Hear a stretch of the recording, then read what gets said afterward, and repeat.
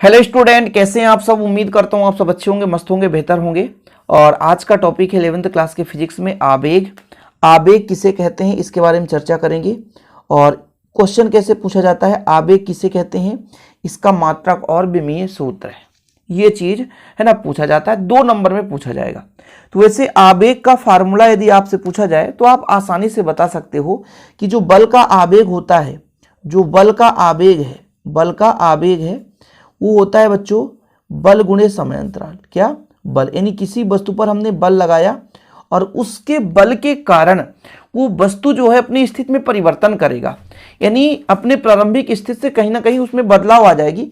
तो बल में बल लगाने से जो उसमें समय का अंतराल हुआ, यानी समय अंतराल, समयांतराल ऐसा होता है ना। यानी हमने किसी वस्तु पर बल लगाया तो उसकी वस्तु की स्थिति में परिवर्तन हुआ, स्थिति परिवर्तन में जो समय लगा उसे बोलेंगे समय अंतराल।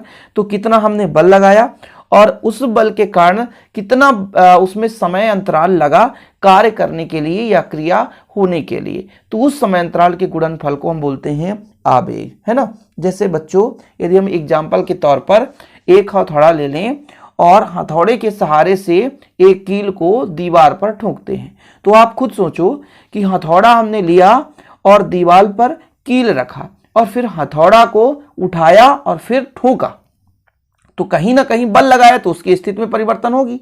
ठीक है, जैसे बल्ले द्वारा क्रिकेट की गेंद को मारते समय, है ना कहीं जब हम बल्ला पहले पीछे ले जाते हैं और फिर उस गेंद को धक्का देते हैं तो गेंद दूर जाता है। बंदूक से गोली दागते समय हम बल लगाते हैं तो गोली क्या है, आगे की ओर जाता है। तो कहीं ना कहीं उसमें बल लगा और बल के साथ साथ उसमें कुछ ना कुछ समय लगा, और इन दोनों का जो गुणनफल है उस बल का आवेग बताता है। यानी बल का जो आवेग है ना, ये तो किसी न किसी वस्तु का ही आवेग हुआ, लेकिन वस्तु में जब बल लगाएंगे तभी आवेग उत्पन्न होगा।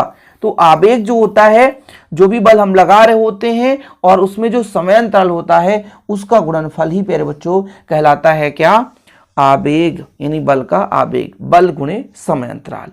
इसको हम दर्शाते हैं जैसे, आवेग को किससे दर्शाते हैं, जैसे दर्शाते हैं बच्चों, और बल को दर्शाते हैं एफ से और समय अंतराल को डेल टी से। ठीक है, यदि आप कहोगे मात्रक इसका क्या है, मात्रक बता दो, तो बल का मात्रक होता है न्यूटन, बल का मात्रक होता है न्यूटन और समय का मात्रक होता है सेकेंड। तो यदि हम एसआई पद्धति में कह दें तो न्यूटन सेकेंड। देख लो यहां बल का मात्रक न्यूटन, समय अंतराल, समय का मात्रक सेकेंड, तो न्यूटन सेकेंड हो गया, ये एसआई पद्धति में मात्रक हो जाएगा। अब यदि मैं कह दूं इसका बच्चों आप लोग सीजीएस पद्धति में मात्रक बताओ, सीजीएस पद्धति में, तो आप कहोगे बल का सीजीएस पद्धति में मात्रक डाइन होता है। क्या होता है, डाइन, और समय का सेकेंड तो डाइन सेकेंड हो जाएगा। बल का जो मात्रक है वो डाइन होता है, समय अंतराल का सेकेंड तो डाइन सेकेंड हो जाएगा, एसआई में न्यूटन सेकेंड हो जाएगा। इतना क्लियर हो गया। आवेग की परिभाषा पता हो गई, किसी वस्तु पर बल लगा रहे हैं तो उस पर जो हमने बल लगाया और उसमें जो बल लगाने पे समय अंतराल भाई कार्य कर रहा है, किसी वस्तु पर हम बल लगाएंगे तो कार्य करेगा, तो जो हम बल लगा रहे हैं तो समय अंतराल के लिए वो कार्य करता है, जितना भी समय अंतराल में काम करेगा उस समय अंतराल के गुणनफल को हम वस्तु का आवेग कहते हैं। मात्रक हो गया न्यूटन सेकेंड और सीजीएस में हो गया डाइन सेकेंड। ठीक, विमीय सूत्र की बात करते हैं। विमीय सूत्र बहुत ही आसान तरीके से आप निकाल सकते हो। जैसे मैंने आपसे कहा कि जो जे है बच्चों वो एफ है और डेल टी का गुणनफल के बराबर है। बल का विमीय सूत्र क्या होता है, बल बराबर द्रव्यमान गुणे त्वरण, त्वरण बराबर वेग बटे समय, वेग बराबर दूरी बटे समय, तो एम एल टी पावर -2, ये बच्चों बल का विमीय सूत्र होता है। और समय तो टी है तो टी ही रहने दो, ये प्लस में 1 है, अच्छा 1 आप घटा दो तो इसका आंसर आ जाएगा एम एल टी पावर -1। ये आ गया आवेग का विमीय सूत्र। क्या आ गया, आवेग का विमीय सूत्र। देख सकते हो आप लोग पूरा लिखा हुआ है, आपको कोई भी परेशानी नहीं होगी। जे बराबर एफ इंटू डेल टी, इससे हम मात्रक निकाल सकते हैं। सीजीएस में मात्रक डाइन सेकेंड और एसआई मात्रक न्यूटन सेकेंड। यदि विमीय सूत्र निकालेंगे बच्चों तो एम एल टी पावर -2 बल का है और टी क्या है, समय का, तो एम एल टी पावर -1 इसका विमीय सूत्र।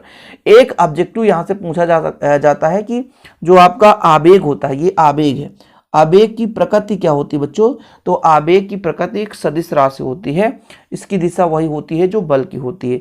तो बल भी एक सदिश राशि है, बल बराबर क्या होता है, द्रव्यमान गुणे वेग, वेग है तो उसमें सदिश है, सिंपल है।